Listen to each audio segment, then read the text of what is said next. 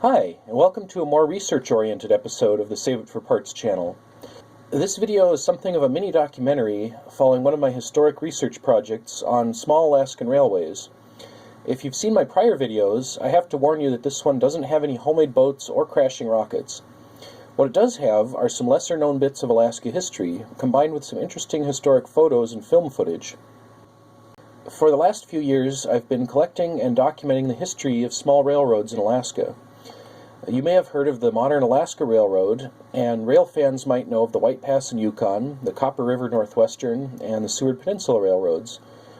While these historic lines are interesting, there were also dozens of smaller and lesser-known rail developments in Alaska. Some of these small lines only reached a few miles, or only operated for a few years. Some of them were once serious contenders for industrial development, and some of them were nothing but elaborate swindles. I grew up in Funter Bay, Alaska, which was a once busy community that's now a ghost town. While exploring the history of my local area, I found that there was once a mining railroad with a small steam locomotive. This railway appears almost nowhere in any book on Alaska history or on railroad history that I've been able to find. While digging for more information, I encountered similar railroads over and over again. There were a bunch of very small operations which had little to no documentation in the history books. This led me to collect my research online in an effort to share part of Alaska's history that I feel has been overlooked.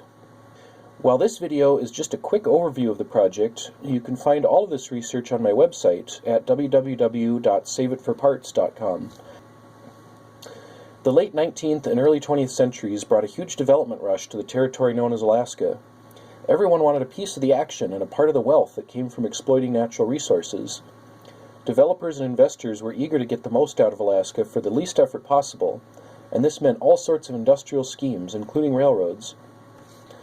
Early developers found that fixed rails were an easy way to move freight over uneven ground. Permafrost, mudflats, muskeg forest, and sand, they could all be easily crossed more cheaply with rails than with a road. And the simplest rails could be built out of wood from locally cut trees.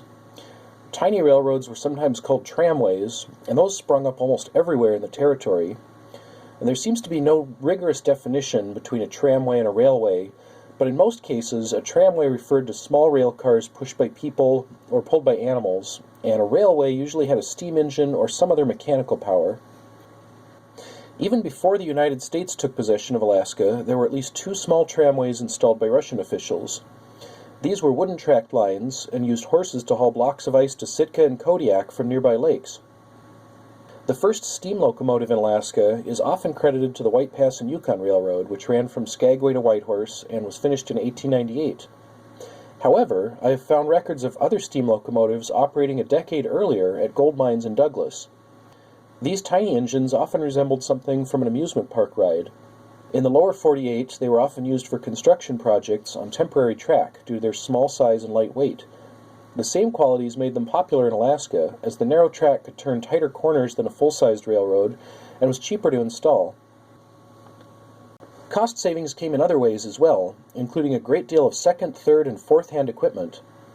Several of Alaska's early railroads were purchased almost entirely as surplus from obsolete streetcar lines in the lower 48. Some railroads were sold and resold multiple times as companies failed or consolidated. The locomotives, cars, and track were frequently shipped across the state and installed somewhere else. I even found a news article claiming that a mine railway was stolen by pirates while the owners were away on business. As the 20th century progressed, Alaska's small railways evolved, with some upgrading to diesel, gasoline, or electric locomotives. Some of these were surplus industrial engines shipped in from down south.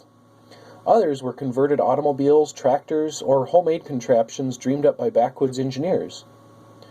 When some of the early railroads went bankrupt, local residents took over the track as public transportation systems. Trains were pulled by everything from Model T Fords rigged with train wheels to teams of sled dogs pulling small flat cars. This practice became so common in some areas that the Alaska Road Commission got involved. The commission would maintain the track on these so-called tram roads and would issue license plates for homemade rail vehicles. In my research, I've found dozens of railroads all across the state, but I'll just mention a few of them. Several notable short-line railroads could be found in the Juneau area. At one time, there were nearly a dozen small steam locomotives operating near Juneau. In addition, there were several horse-drawn tramways, and later several major electrified railroads serving large gold mines. Farther afield, a railway on Chichikov Island hauled gypsum from a mine to the shore, where ships carried it south to make plaster. Moving northwest up the coast, a small railroad hauled fish from Dry Bay to a cannery on the Alsek River. This was related to a slightly better-known fish railroad at nearby Yakutat, although the two sites were never connected by track. In the interior of Alaska, mining towns like Iditarod and Livengood were served by wooden-railed tramways connecting them to the closest navigable rivers. The original town of Homer was supposedly built as a stock scam to trick investors into thinking it was a real city. This included relocating a streetcar line from Seattle and installing the track to a nearby coal mine. Workers complained that the track was so poorly laid that the train frequently derailed. Dozens of even smaller tramways served fox farms, homesteads, caribou ranches, army posts, small villages, and canneries throughout the territory. Today, you can still find artifacts and remnants of these small railroads and tramways in Alaska.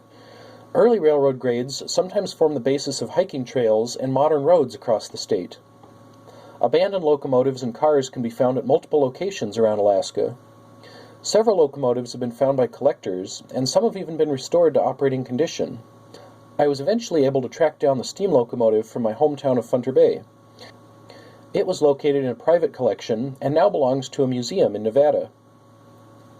There are still a lot of mysteries to solve regarding this research. I found accounts of several small steam locomotives which were shipped north to Alaska and then vanished from any records.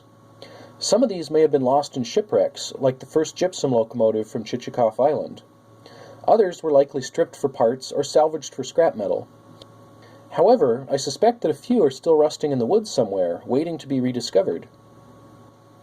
You can find all my research to date on my website at saveitforparts.com. I'm actively looking for more information, more historic photos, or even just hints about small railroad history in Alaska. If you happen to know more, I would love to hear from you. I hope to one day publish a book on this topic, but I still have a few mysteries and loose ends to track down first. Thanks for watching. I hope you enjoyed this brief mini-documentary. If you'd like to see more videos like this, please let me know in the comments. If you'd prefer that I skip the history and stick to duct taping weird things to boats, go ahead and let me know that too. Either way, please feel free to like and subscribe, and check out my other videos on boats, monorails, and other homemade projects. We'll see you next time.